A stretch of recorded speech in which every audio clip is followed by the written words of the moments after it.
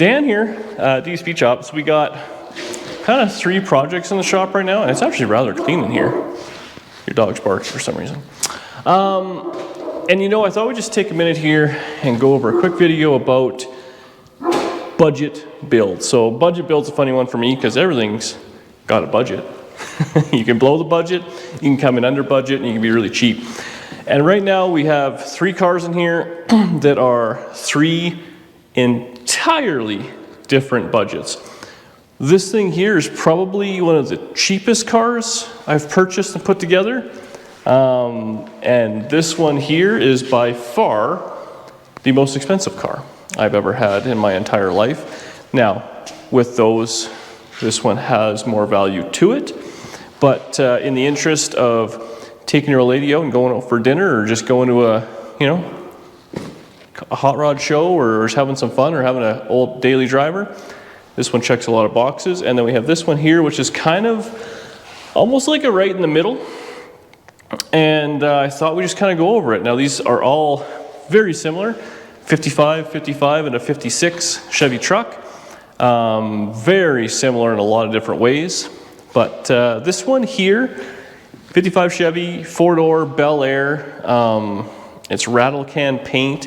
It's literally nothing special. I think I paid $3,500 for it, I think. It had no motor or transmission, but it was a car that someone had built probably 10 years earlier to when I had gotten it. And when I got it, the motor, I guess, had been blown or something happened there. Like, so it was just a roller. It was kind of in pieces, kind of not, but all the stuff was there. Had a bunch of parts in the trunk, just the classic, what you want to find. The guy had bought it from a buddy of his, and he was going to do something with it, and they just kind of lost interest. He wasn't a Tri-5 guy. He had a lot of like Chevy trucks, I think is what he was into.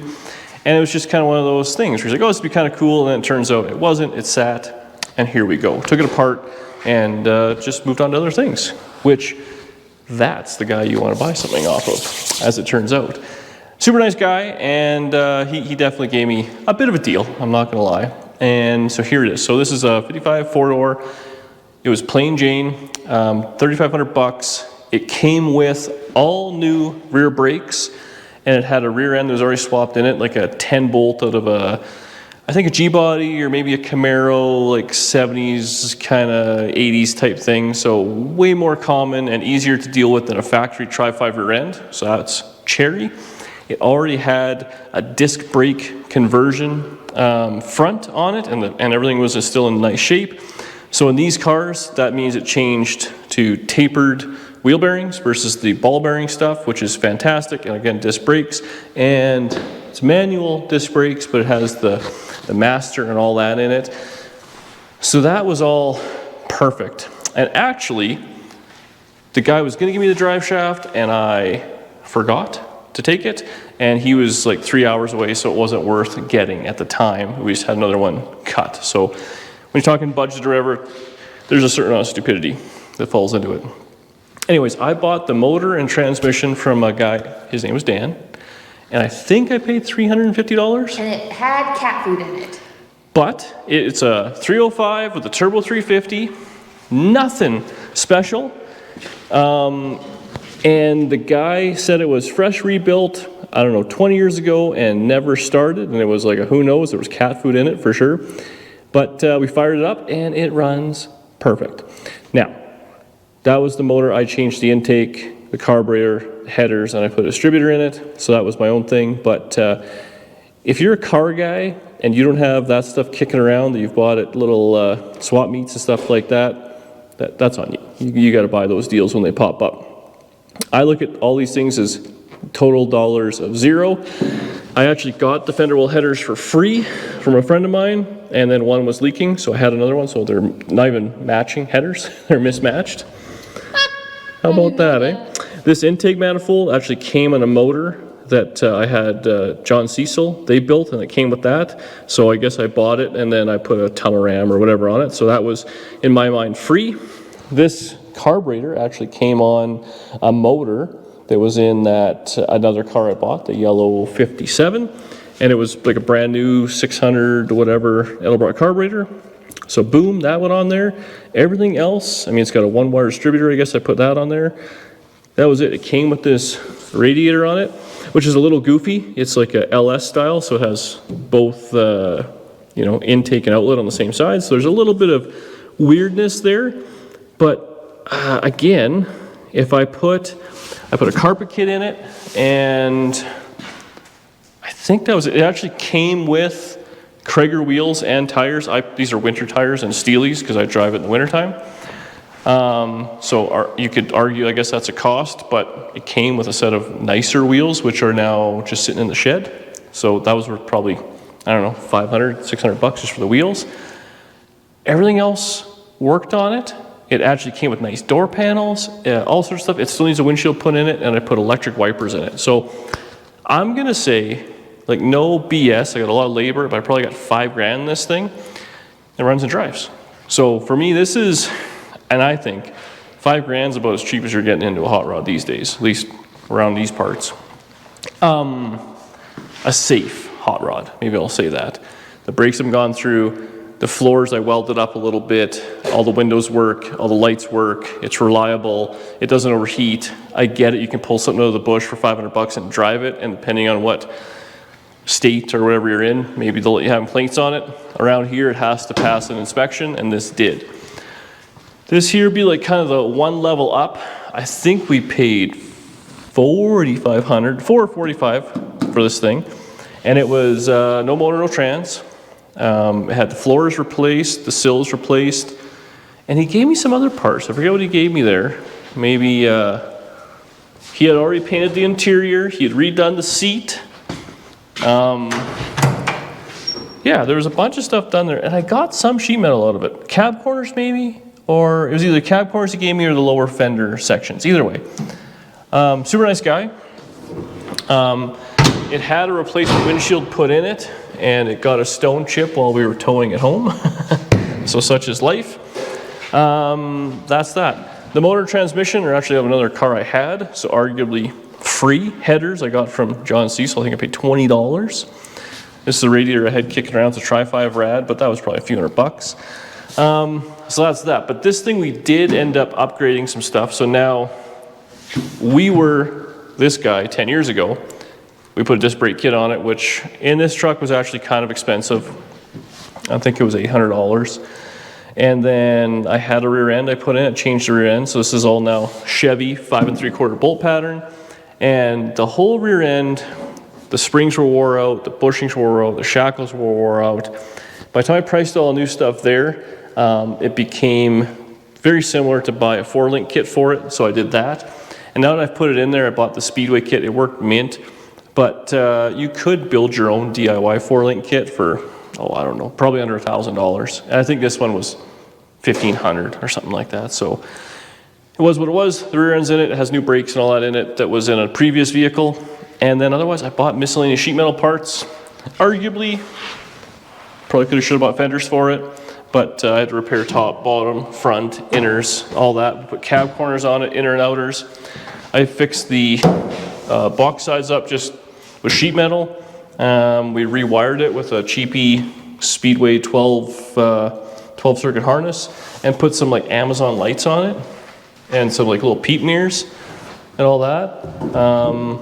I cobbled the exhaust together with what I had a bunch of leftovers and stuff like that. So this one we probably have, I'm gonna say $7,500 into it, give or take. Now in my mind, this is a more valuable vehicle than the 4-door Chevy. These trucks seem like they do hold their value. And it was a fun one to build. I've never done one before, and I really enjoyed it. This one actually came with a drop beam axle, which was really neat. And otherwise, I mean, this is like pretty low buck budget. But I did spend the money where it counted. It's got a fancy carburetor on it because I had that kicking around. It's got a brand new aluminum radiator, the 4-link kit with the coilovers in the back, and the wiring harness. But again, this is actually Danny's truck, so I like to have things semi-reliable. So it's got good brakes. The steering's been gone through, all that. It's a nice little unit, and I don't think you can really lose on it. And this is like, let's call it $7,000, $8,000. So you can kind of decide you're in the, $4,000 or $5,000 range, $7,000, $8,000 range. What do you want to have? Obviously, the labor was donated by me. Actually, Mur helped on this one too, so thanks for that. This one here is like all the money. So this is 55 Nomad, so the car itself has some value to it. We got it a couple of years ago out of an auction, and at that time I did floor pans in it. It was all bone stock. I put a Speedway disc brake kit in it. It has drop spindles, all that. And I drove it for a year.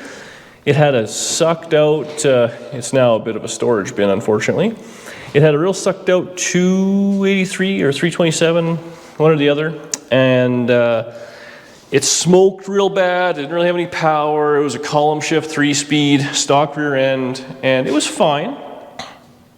But this is kind of probably a car I'm gonna keep for years to come. And I wanted to rebuild the motor, and I was gonna rebuild the transmission, and then I was thinking about putting, I put an automatic in it so Danny could drive it. And then this one became the classic in for a penny, in for a pound, or buy once, cry once, or I'm an idiot and max the Visa card out, however you want to say it. So it's got like a forged internals, 383, a little blower on it, all the fancy stuff. The motor in this cost more than each of these cars. So let's just say that separately, not combined. It's got a rebuilt Turbo 350. I think it's got a stock converter in it, but the transmission's been gone through. And then in the back of it is a Ford 9-inch with, I think 410 gears I have. I got a few different center sections, it's irrelevant. And then all brand new brakes and all that sort of stuff. I bought a factory exhaust kit for this thing. I threw the Speedway catalog at it, so all the little trinkets and all that sort of stuff it has. This one was kind of being built to be a bit of a highway star, and then we got a puppy. So instead of traveling, we're working on junk. But that's kind of the way it goes. So this one here is way more than both of those ones together. And, you guys have what you want to do. I feel like a lot of people get involved in a car and they do this level. Everything I put on this car was name brand, expensive, pick your word for it. It wasn't done on the cheap, it wasn't cobbled together. This is a car I'm actually pretty proud of, and I know I get you're a hack every now and again, and I'm not denying it.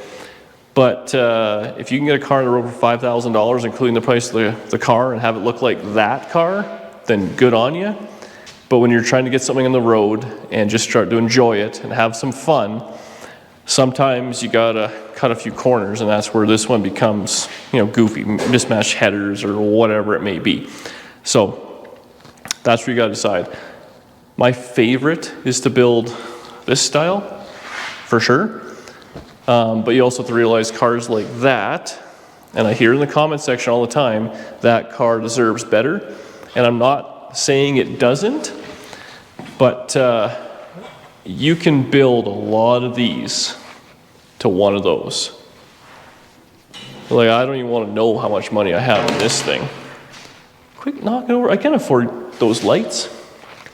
This is the only kind of real nice, kind of expensive car I think I've ever really had, though, that's got a significant value to it. But you could probably do 5 or 6 or 7 of these cars to one of those. So you got to pick your battles as to what you want. And honestly, that one, I had just as many little issues and stuff not fitting and stuff not working as I do on these ones. But that one requires a water-cooled Visa to make happen, versus these ones, it's just junk parts. If it doesn't work, you're like, well, obviously it's not going to work. I'm cheaping out. So there you go. That's kind of a little budget, how I look at cars, and maybe that'll, get some of you guys out there, and maybe it doesn't have to be exactly perfect. I don't even know if I'm going to finish this car this summer. I'm so over it, and I'm excited to work on this. This is what I want to work on right now. I jammed hard on the Chevy truck. It was a lot of fun. Now it's running and driving. And now we got to go through the teething process of what's going to break down and screw up and all that. But this is what I'm excited to work on out of all the cars here, which is hilarious. The $5,000 car is what I care about. So keep that in mind. Maybe I'm broken in the head and you guys can make a lot more sense out of these things. But I don't know. Ultimately, in my experience, when you show up at A&W in a 55 Chevrolet, whether it's a 4-door junker with a clapped-out 305 or a fancy Nomad with a blower in it, 99% of people don't know the difference. So get out there and have fun with your hot rod. I'll see you on the next one.